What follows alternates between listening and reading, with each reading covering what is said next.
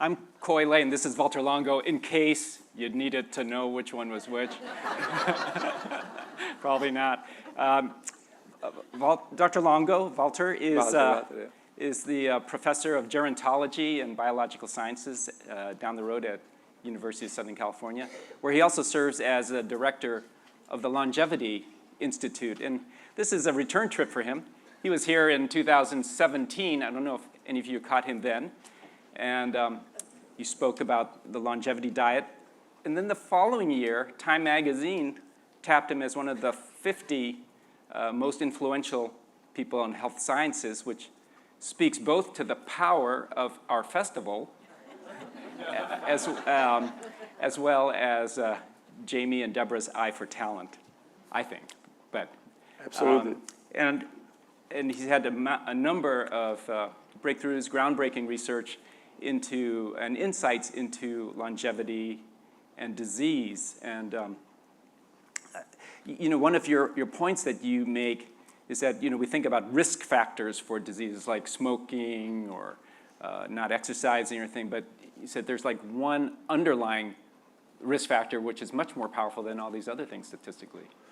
Yes, so you anticipated my, my first slide in my talk at 2 o'clock, so for those of you who can make it, my first slide shows exactly that, right? So the disease risk factors, so obesity, alcohol, smoking, and then the next slide shows that compared to 30 years of aging, and those risk factors almost disappear compared to 30 years of aging, meaning that aging is so much more powerful than anything, including smoking and obesity, which of course are very bad, but yeah, just to put it in perspective, yeah. So is aging, is there an active process of, or is it active process of staying young, or is it avoiding aging is actually the absence of certain things that, do you know what I'm seeing? Is there something that keeps us young, or is there trying to avoid things that make us old?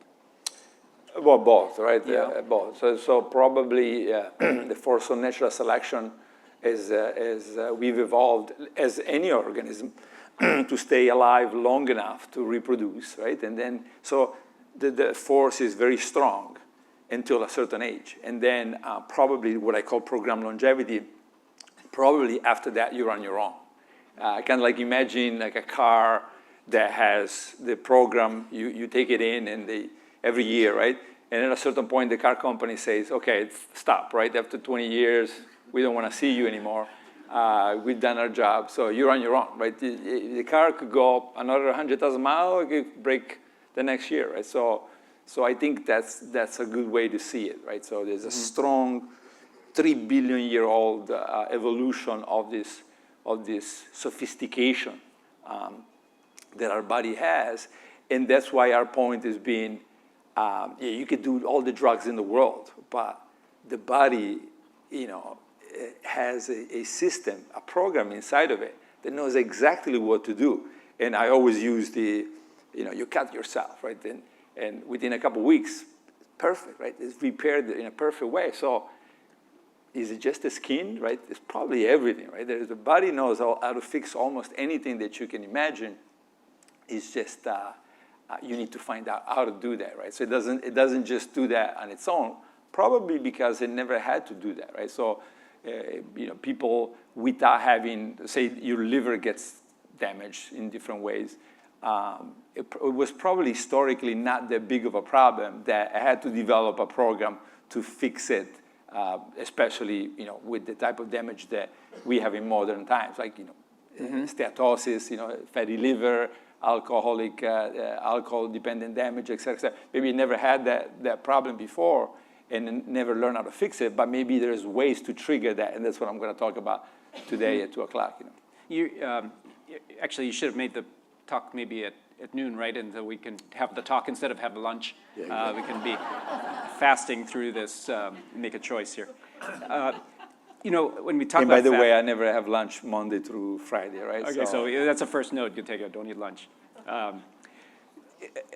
You know, fasting is, when you came in 2017, now it's 2025. In the last 8 years, there's been an explosion of interest in fasting. But as a physician, when people come in and say, oh, I fast, they can be talking about like so many different things. Can you maybe we go through the different ways of fasting or what people talk about? Yeah.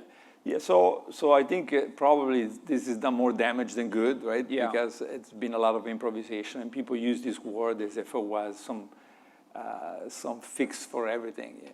And but it can be helpful for lots of things, but it can be hurtful for lots of things, right? So then I think that there's a couple different ones. One, you probably, those of you that heard Sachin Panda talk about, is time-restricted eating, right? And right. So, and that's probably the most feasible one. How many hours per day you eat, and then how many hours per night of eating. The window of eating, let's say, Sachin will argue maybe a little longer. I'll argue a little bit shorter. I argue for the 12 hours. Eat 8 a.m., 8 p.m., 7 a.m., 7 p.m., right? And then fast. Much safer, less effective than if you do 16 hours, right? But so if you do 16 hours of fasting and you eat for only 8, let's say 8 a.m. to 4 p.m., much more effective short term. But then the epidemiological data. Effective in weight loss? Effective weight loss, maybe even sleep improvements, insulin resistance, et cetera, et cetera. So you get bigger effects quicker, right? Can you overdo it?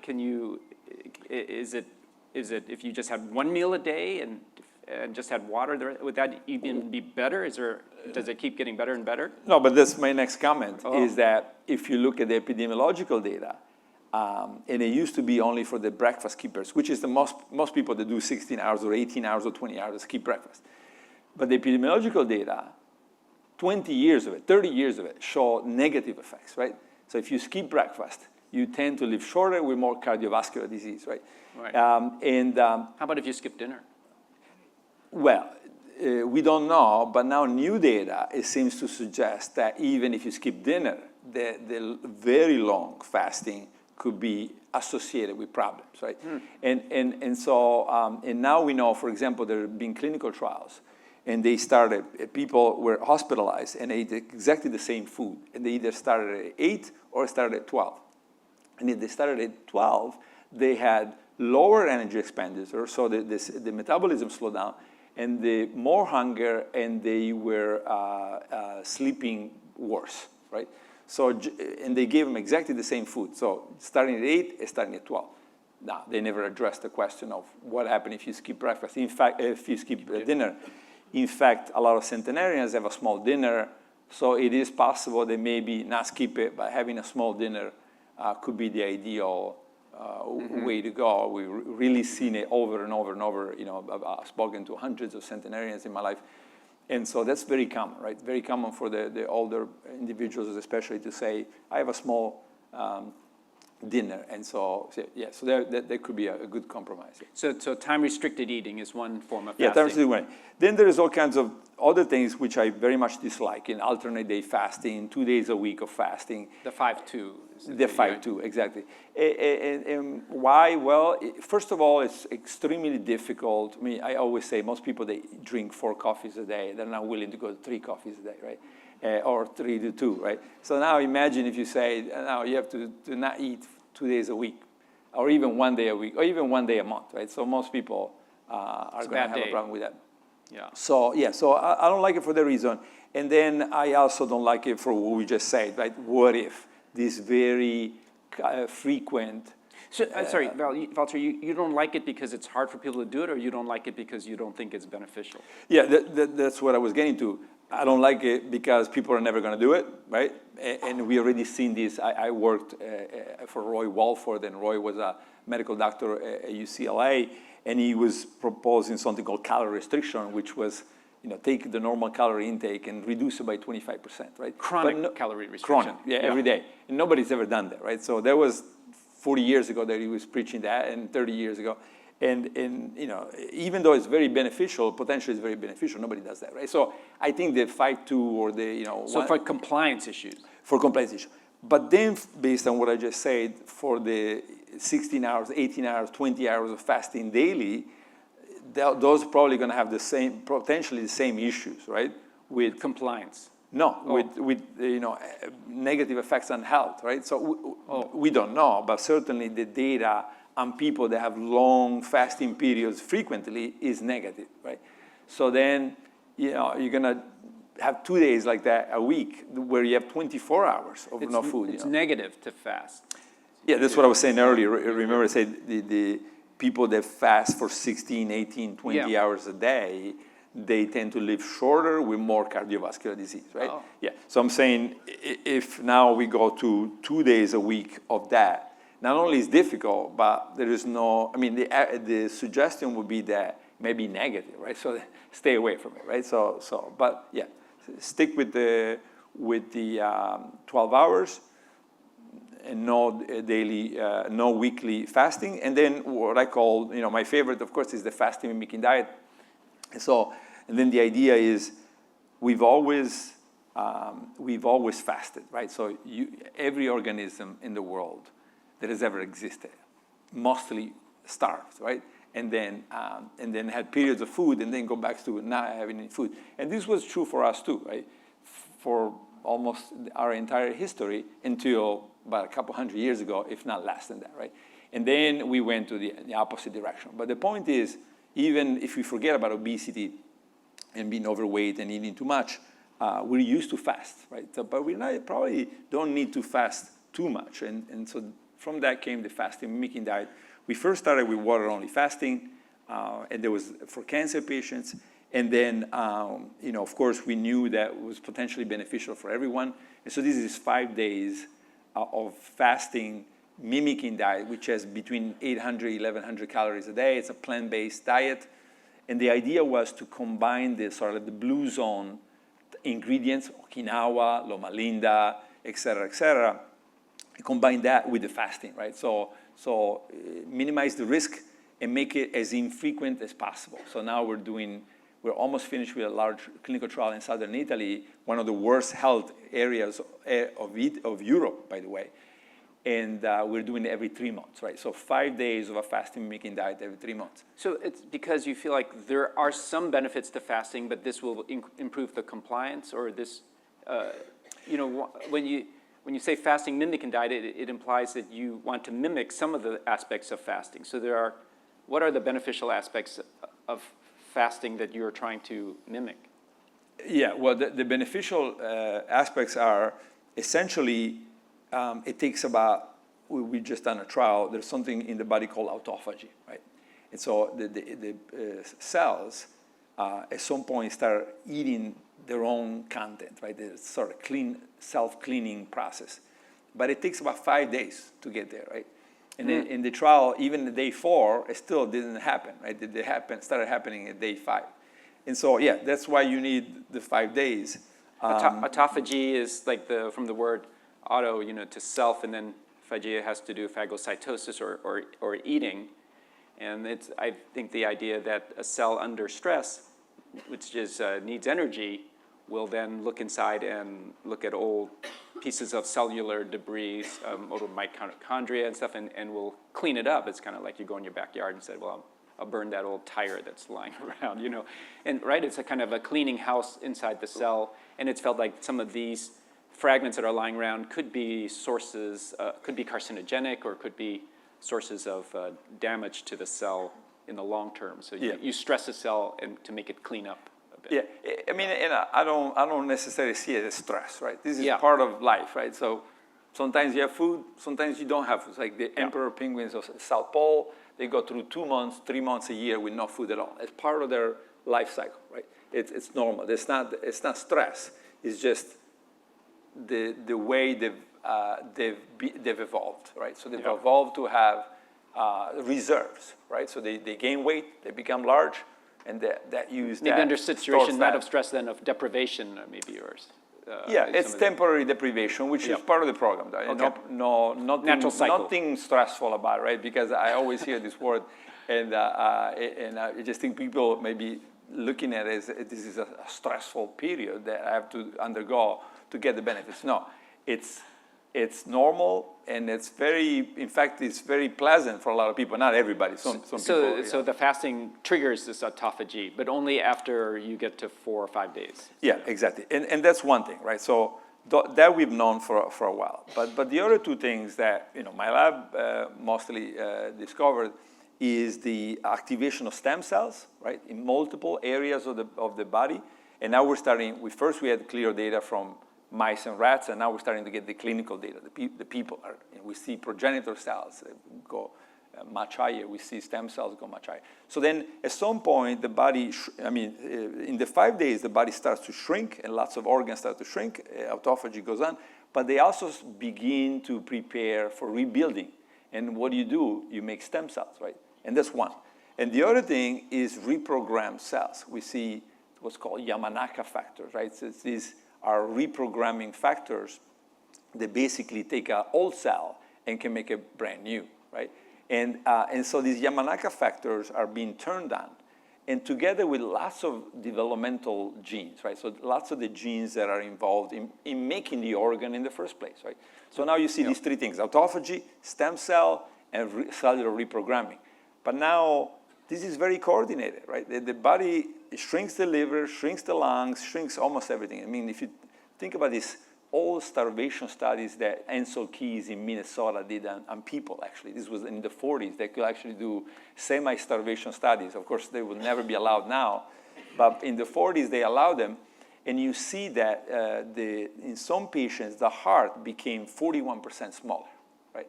It's really shrinking the entire body. Now, it could be the cells are becoming smaller. We don't know, right? Is the cell becoming smaller, or is it actually apoptosis? That would be remarkable, right? You're a cardiologist. So it would be remarkable if actually some of the cells are cleared and then rebuilt after. I mean, we don't know that, right? But that's a possibility, right? The heart the cells don't divide, or the great majority of the cells don't divide. And so, so then these three things are happening in these 5 days, but we don't want to go past that, because what happens past that? This is why it's so important. The devil is in the detail, because then you eventually enter a thrifty mode. You enter a modality where you start saving energy. And if you enter that, then you're in trouble, right? So this is why we tell people, so you see how complicated it is. Once you enter that, then your body basically is worried that you're going to run out of food. So then it probably epigenetically modifies the DNA, most likely, to then make you save as much energy as possible. And this is why you hear people saying, I'm not eating anything, and I can't lose weight, right? Well, now you probably have entered the thrifty mode. And so that's exactly what the body wants, make you tired, and then save all the energy, because the concern is that we're going to starve to death, right? It's like your phone going on low power mode. Yeah, but to last longer. But potentially not getting out of it for years, right? Because now it wants to make sure that this danger situation is out, is gone, right? So that's why it could, once you enter this hunger mode, low metabolism, hungry mode, then you could be stuck there for years. Yamanaka was a Japanese scientist who won a Nobel Prize for. Is still alive. Yeah. Still alive. Actually, he came here a few years ago and gave a talk, and he found these factors that take a mature cell, and you can turn it back into a stem cell. You know, and stem cells have all this potential to do different things. So when you do that, it's very powerful for regeneration, rejuvenation. Yeah, and not just a stem cell, but an embryonic-like stem cell, right? Yeah. So the type of cell that can make any cell in your body. Yeah, heart, brain. So tell us more about the fasting-mimicking diet now. So it's a 5-day program? Yeah, it's a 5-day program. But what I always wanted to do, because I've spent a lot of time with doctors, I knew that they were gonna require a standard, something standardized, right? So if you're gonna do research, right, you can't just like compare. If you're gonna do research, things. But also if you're gonna recommend it to somebody, you're a cardiologist, before making a decision, do I give this to my patient? You probably want to see 3-4 randomized clinical trials, right? Major institutions, right? And then make a decision. To make sure you're prescribing the same thing that has been proven to be beneficial. Right? Yeah, exactly the same. Yeah. So this is why it was important, and I get criticized, but it was important to make it into a box, like food is medicine. Because there's too many definitions of fasting, so right. Yeah, as we heard, there's a million ways, and then initially we started giving recommendations, and people will go home and just do crazy improvised versions of it, right? And double it up, triple it. How many? Make mistakes. For example, one of the common mistakes, I said, say 20 grams of proteins. And some people, even journalists, experienced journalists, understood 20 grams of protein containing food, right? So then now there could be a tenfold difference. Let's say legumes, right? There's a tenfold difference between 20 grams of legumes and 20 grams of protein from legumes, right? So it's very easy, I mean, for people to not know. I mean, it's a reasonable mistake, right? To say, well, I thought you meant food containing proteins or high protein food, not actual proteins, right? So that's how quickly you can make a tenfold. So for example, how many calories a day are you getting during this fasting mimicking diet? Well, the calories are different. For cancer, it's very low. It's about 300 to 600 calories per day. Right? So the fasting mimicking diet is different for different. So it's not one fasting. I thought you meant that there was one standard. No, it's not. So there is one for cancer. There is one for everyone, which is 1,100 calories on day one, and it goes to 800 calories day 2, 3, 4, 5. And there is one for autoimmunities that now is being tested in lots of universities. And that's completely different. It's a non-inflammatory, non-allergenic composition. And is it a list of things that people would go to, or is there would you just contact someone? They would send you packages of the different things, or how do you? Yeah, I cannot talk about it, but it's commercially available, right? Okay. It's very easy to find. Yeah, all right. It's commercially available. And by the way, I donate everything to charity, right? So I never made a penny, and I'm not scheduled to make a penny from this. But there is a version. It sounds like you send away for this. This is a big mistake that I made, Okay. So, all right. But that's the way it is. So, so then and there is finally one for Alzheimer. And Alzheimer, we just finished a trial in Italy with 2 universities, and we needed to have a higher. We wanted to have a higher calorie intake. So it's 1,400 kilocalories on day 1, and then it goes to 1,100 on day 2. What are the principles in the like certain less protein, more fat? Yeah, no, the principles are low protein, low sugar, high fat, and low calorie, right? So so basically during fasting, the only acceptable source of energy is fat, right? So fat is part of the fasting response, and that's why you have plant-based fats. Now you have a healthy version of something that is accepted by fasting, and it doesn't interfere with fasting.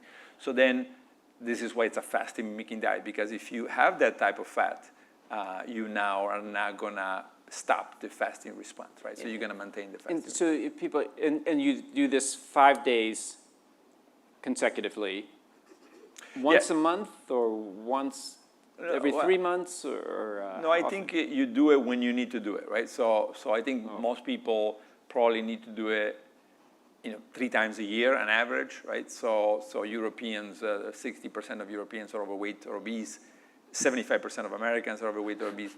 So I think we're kicking ass here. Yeah. But yeah, hey, Italy is gonna. I mean, Europe is gonna reach the U.S. level very soon. I don't know. We Yeah. got a big lead.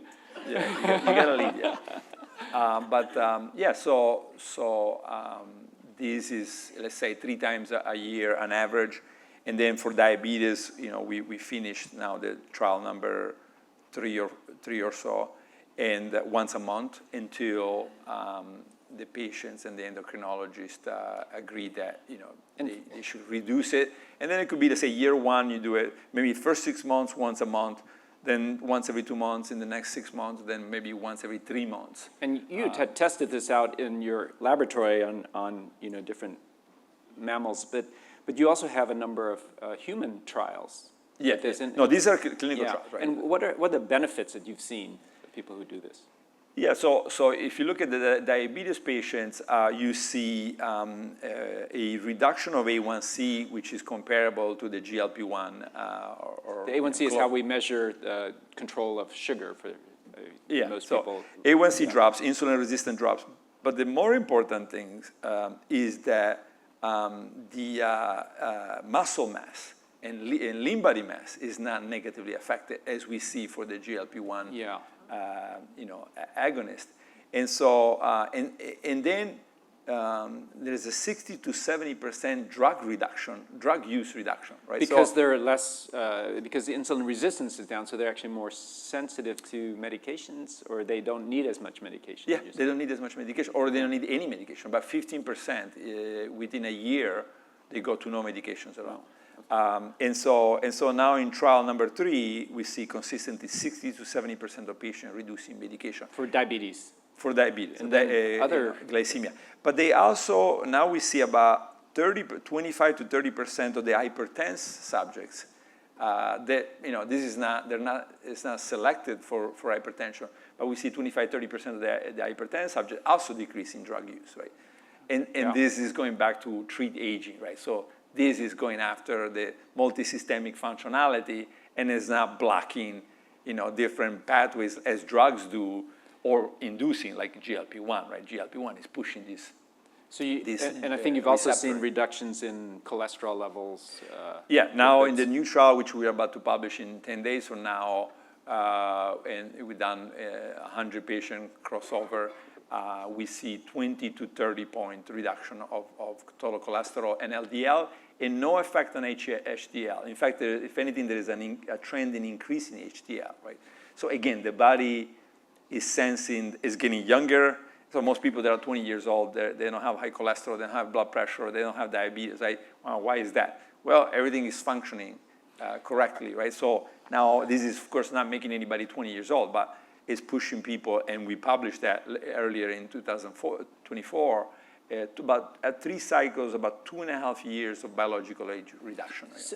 So now they, and this is, so reductions in diabetes, in blood pressure, in cholesterol, and is it driven by a reduction in weight? How much weight are these people losing? It's not, because about 3 different trials have done correlation between weight loss and the effects, and it's not correlated, right? But they do lose weight. But they lose weight, but that's not the reason. It doesn't seem to be the primary reason, at least. I mean, it probably contributes, but it's not the primary reason why they get the benefit. Because so you see some people who don't lose weight, and they still get. Exactly. Yeah. So the correlation is very poor, right? So this is not the reason. So how much weight loss are we talking about? I think we're talking. I think the average after 6 months in the diabetes patient was something like 18 pounds or something like that. Wow, that's pretty significant. And how often were they doing this monthly or monthly? Yeah, monthly for monthly, 6 months. So monthly 6 or 9 months, I forget. Yeah, but did you have issues with people sticking to it? Surprisingly, like the Heidelberg trial, the Leiden trial, the one here in the United States, surprisingly high compliance, right? Because we thought patients have diabetes and they're obese, a lot of them are obese, and this is going to be difficult. Yeah. But I think they were so excited about the results that they stuck with it, and also they were excited about the possibility of not needing drugs anymore, right? Yeah. Or certainly reducing drugs. So 7 out of 10 within 6 months had reduced drug use. But so I think that's which we didn't expect, right? But that's certainly something that because I imagine that a lot of people may be trying to to get something that works, as we said earlier, right? So if you're stuck in a thrifty mode, you may be trying and trying, nothing works. So now you see something that gets you out of that thrifty mode, and probably. And it's working, it makes you insulin sensitive, and that's probably why they get enthusiastic, yeah. When I read your results, what I really thought was interesting is that these reductions did not occur so much in people who went into it with normal values in these categories, right? So if your hemoglobin C is normal, it actually didn't go down much. Or if your blood pressure was normal, you didn't get hypotensive, you didn't get low blood pressure from it, or your cholesterol's, the impact was greatest in the people who needed it the most. Yeah, so this is the difference between the cycles of the fasting-mimicking diet and calorie restriction. So if you in the human trial with calorie restriction, so if you just reduce the calories all the time, even if you start with, say, blood pressure 110, it'll drop down to 90 80, 90, right? We don't see that with the FMD, and that's good news, right? So if you're starting with 120 blood pressure, you stay at about 120. If you start with 140, now on average you might drop down to 130 or so 120. it does seem like you're restoring health in a way. Yeah, I think it's restoring functionality rather than giving the signal to the system, there is no food, It's let's go down. It's not like with taking a blood pressure medication where you just, you can get into trouble if you take a blood pressure medication you're not supposed to. Yeah. But does that also imply that people who are healthy don't really need to do? Would there be benefit to people who, just say, hey, I'm interested in longevity? You reference a study looking at biological age. Yeah, I mean, the indication, of course, is that it makes the system more functional. So you might not see the benefits. So, for example, in mice, when we did this lifelong, it reduced tumor incidence by 45%, right? So it might be preventive. Yeah, preventive, and also, we saw lifespan extension, right? So they live longer. They were healthy mice, so that I think some of so it may be harder to see, but most likely you're getting the benefits of autophagy, stem cells, and So reprogramming. 5 days, 3, what about all the other days, Valter? What's your research tell us what we should do on non-fasting days? Yeah, so I spend a lot of time on doing something different, which is, most of the diets are based on epidemiological data, right? So you look at populations that do this or do that, and then you make a decision. And so I instead said, well, let's use 5 pillars, right? And the 5 pillars are, epidemiological data, clinical studies, right? So what happens, let's say proteins, right? High protein, low protein. What happens if you have a group of people on high protein and a group of people on low protein? What happens after a month of that, right? That's clinical data. Then studies of centenarians. Did centenarians around the world have a high protein diet or did they have a low protein diet? That's pillar number 3. And then basic research, right? What about a mouse and a rat? How do you make them live longer, right? Do you make them with high protein or low protein? And then finally, complex system, which doesn't apply so much in this case, but it's like if you think about a car, how do you keep a car, running as long as possible, as well as possible, right? So those are the 5 pillars. So you're saying if you make a statement, you want to support it by as many of these pillars as possible. It should be supported by molecular science data. It should be supported by not just molecular data. science, molecular gerontology data, like long term. So not just an effect on a mouse and a rat for 2 weeks. How long does it live? How long does a mouse live if you make that change? So clinical trials, looking at centenarians, epidemiological data, so these are and then think about a plane or a car, complex systems that are complicated, and how do you maintain them to make them live longer? So if you put it all together, then you get what I call the longevity diet, and so the longevity diet is a mostly vegan pescatarian diet, right? So fish plus vegan. It's low protein up to age 65, and then it becomes more variety. Maybe you can have the white meat, etc. Because as you get older, all the systems we looked at, including humans, seem to struggle with a low protein diet, right? So then you want to have a moderate protein diet that is more nourishing after age 65. People are unbelievably concerned about protein, and there's confusion. When you say low protein diet, can you give me a what do you mean So by low that? protein is also enough protein, which is 0.8 grams 0.37 grams of protein per pound of body weight per day, right? So every medical association in the world is fine with that. They basically say make sure it's good quality. It's not all legumes. For example, legumes have very low levels of lots of amino acids. So about 1 gram for every 3 pounds of body weight, roughly? 0.37? Roughly. 1.1, 1.1, yeah. So, or 0.8 grams per kilogram. 0.8 per kilogram. Per kilogram, okay. Yeah. It was like, and that's a standard. That's what you're calling low protein or moderate protein. That's a standard protein. Yeah, I mean it's the standard, but if it's recommended. mostly vegan and plus fish, let's say 3-4 times a week, that's going to be a low amino acid diet. So I call it low protein, but it's really some of the key amino acids that we are worried Is about. this throughout your life that you should? Okay. As I was saying, until age 65, or there's a moment, in our studies of enhance the CDC U.S. population, you start seeing a declining weight at about age 65, right? So people in the United States gain weight, and then at 65, they start losing weight, right? And so that's probably the moment where aging is making it so difficult. Are we not seeing this?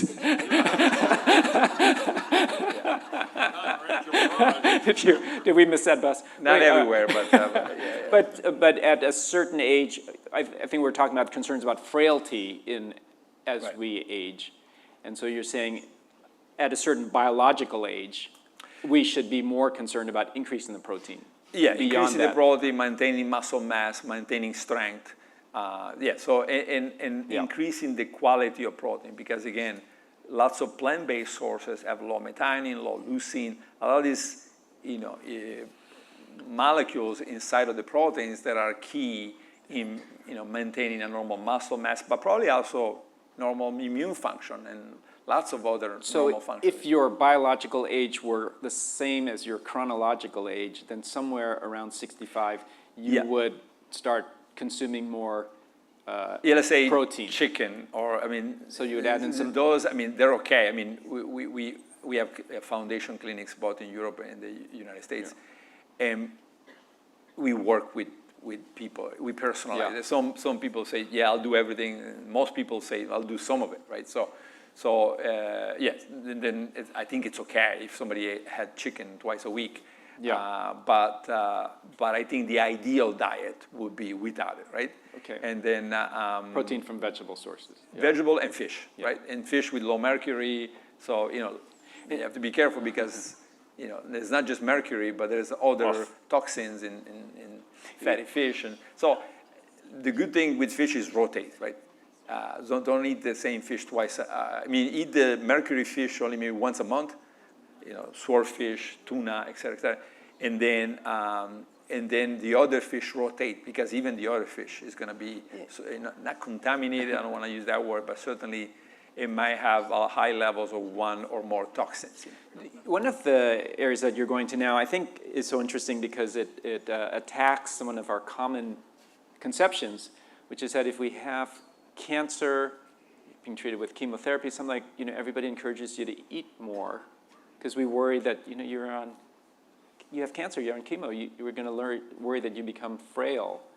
And you have interesting ideas about fasting in cancer patients. Yeah, I wouldn't want to call them ideas, but there's a lot of 20 years of work by me and lots of groups, and now about 25 clinical trials. Insights. Yeah, 25 clinical trials. So I think that cancer is being treated in silos, right? So you have the oncologist, and the oncologist is worried about the cancer. But then you might have a physician that is worried about weight loss.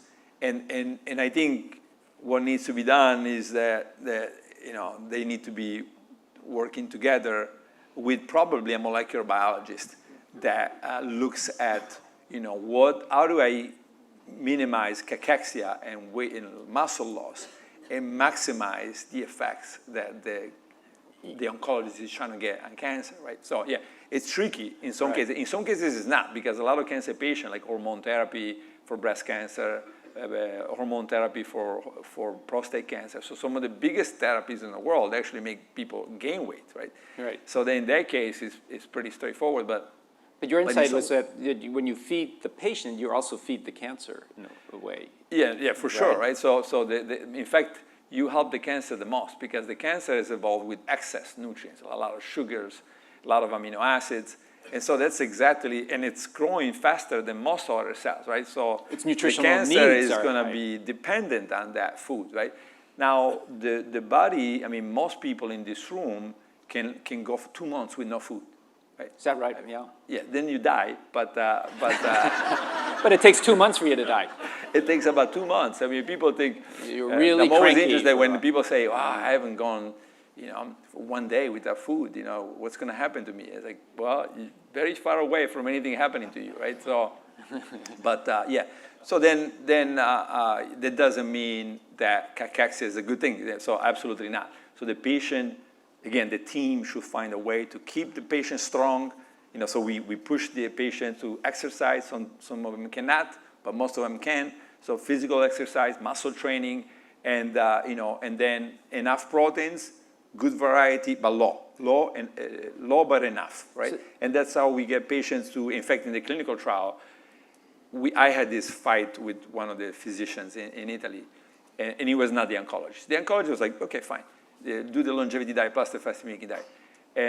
But the physicians, the diet experts say, no, we got to give a lot of proteins, a lot of food to the cancer patient. And so what happened, if you look at the paper, the women in the trial actually gained muscle mass. So I was very angry because I said, we told you that it was not necessary to overfeed them. We could have kept them at their normal muscle mass, good normal, instead of making them, more muscular, but then fought the cancer, right? So yes, that was a good example of overdoing it from the point of view of feeding overfeeding the patients, Because you say that the cancer cells are particularly dependent on the sugar and protein. Yeah, they're particularly dependent on sugar and amino acids and therefore proteins. And so, that's why you want to get them in trouble, right? So you want to get them to be desperate. And so what we do now, and anybody that comes into a calc, I'll show a few slides, we're using technology that rapidly detects how they're escaping. We call them starvation escape pathways, right?